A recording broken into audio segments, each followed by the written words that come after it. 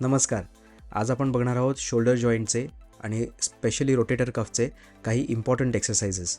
आता हे जे एक्सरसाइजेस आहेत हे ती लोकं करू शकतात ज्यांना फ्रोझन शोल्डर आत्ता नाही आहे, ज्यांना रोटेटर कफ इंजुरी आत्ता नाही आहे. जर रोटेटर कफ इंजुरी आत्ता असेल किंवा जर ती ॲक्यूट स्टेजमध्ये किंवा सबॲक्यूट स्टेजमध्ये असेल तर आत्ता हा एक्सरसाइजेस करायचे नाहीत. हे exercises they are a part of the rehabilitation process आणि स्ट्रेंथनिंग प्रोसेस ऑफ रिहॅब, जेव्हा तुमची प्रायमरी पेन रिलीफ झालेली असते तेव्हा. तर इंजुरी केसेसमध्ये हे एक्सरसाइजेस आपण तेव्हा करणार आहोत जेव्हा पेन फ्री मूवमेंट असेल खांद्यांमध्ये तेव्हा. पण जर पेन असेल ह्या कुठल्याही एक्सरसाइजेसमध्ये तर आपण हे एक्सरसाइजेस करायचे नाहीत. हे एक्सरसाइजेस स्ट्रेंथनिंग एक्सरसाइजेस आहेत जे बँडवर केले जातात, जे अतिशय सोपे आहेत आणि मी तुम्हाला ते वॉकथ्रू करतो आता. ते सोपे एक्सरसाइजेस तुम्ही स्टार्ट करायचे. जर तुम्हाला ॲब्सल्युटली पेन नसेल तर तुम्ही घरच्या घरीसुद्धा करू शकता आणि तुम्ही इमिडिएटली ते स्टार्ट करू शकता. जर पेन असेल तर ते असेस करायला हवं की पेन काय प्रकारचं आहे, कशामुळे फायर होत आहे आणि किती डिग्री ऑफ पेन आहे आत्ता. बऱ्याच वेळेला असं होऊ शकतं की कुठल्या तरी जुन्या इंजुरीमुळे आलेलं पेन असेल आणि त्यावेळेला झालेले ॲडिशन्स असतील. ते इंजुरी कधी बघितलीच गेली नाही, कधी चेकआउटच केली गेली नाही. फ्रोझन शोल्डर येतो तसा तो पीकला जाऊन खाली पण उतरतो आणि नंतर एक पेन फ्री स्टेट शोल्डर्समध्ये येते. तर त्या केसमध्ये हे एक्सरसाइजेस करावे का? तर पेन फ्री स्टेट असेल तर करावे, कारण त्यावेळेची ती जुनी इंजुरी असेल, त्यावेळेस झालेले ॲडिशन्स असतील ते त्या एक्सरसाइज केल्यानंतर ते ब्रेकही होतील. आणि ही जर जुनी इंजुरी असेल आणि आत्ता त्याच्यामुळे केल्यानंतर थोडेफार जर पेन्स येत असतील बेसलाईनला तर that is okay. Those you can ignore and you can exercise. पण पेन वाढलं तर मात्र लगेच थांबून ते असेस केले गेले पाहिजेत. पण हे मी म्हणतो आहे जुन्या इंजुरीजबद्दल, which are let's say 3 months or older. तर ह्याच्याबद्दल आपण म्हणतो आहे, म्हणजे 3 महिने होऊन गेलेले पाहिजेत तुमच्या इंजुरीनंतर किंवा तुमची दुखापत झाल्यानंतर, ज्याच्यानंतर पेन फ्री स्टेट ऑलरेडी आलेली आहे आत्ता. ठीक आहे. तर आता आपण हे एक्सरसाइजेस बघायला सुरुवात करूयात.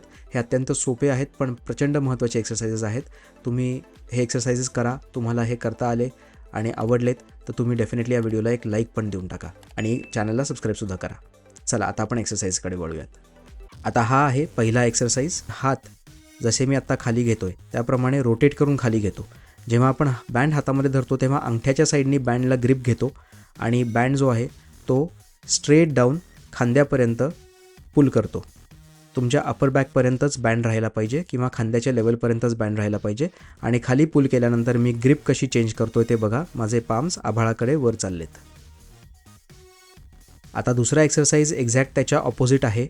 या एक्सरसाइजमध्ये आपण करंगळीच्या बाजूने बँड पकडतो आणि खालनं वर बँड पुल करतो. आपण ह्या एक्सरसाइजमध्ये ग्रिप बदलत नाही. अंगठे बाहेरच्या बाजूला आहेत, करंगळी माझ्याकडे आतल्या बाजूला आहे. माझे कोपरे फक्त वरखाली होत आहेत, ते रोटेट होत नाही आहेत. या एक्सरसाइजला अत्यंत हळू करण्याची गरज असते. पूर्ण बँड खालनं वरपर्यंत स्ट्रेच करायचा. पुढच्या एक्सरसाइजला बँड पुलबॅक्स असं म्हणतात. या एक्सरसाइजमध्ये आपण करंगळीच्या बाजूनी बँड पकडणार आणि बॉडीच्या समोरच्या साईडला हात ठेवून दोन्ही हात दोन्ही बाजूला स्ट्रेच करणार.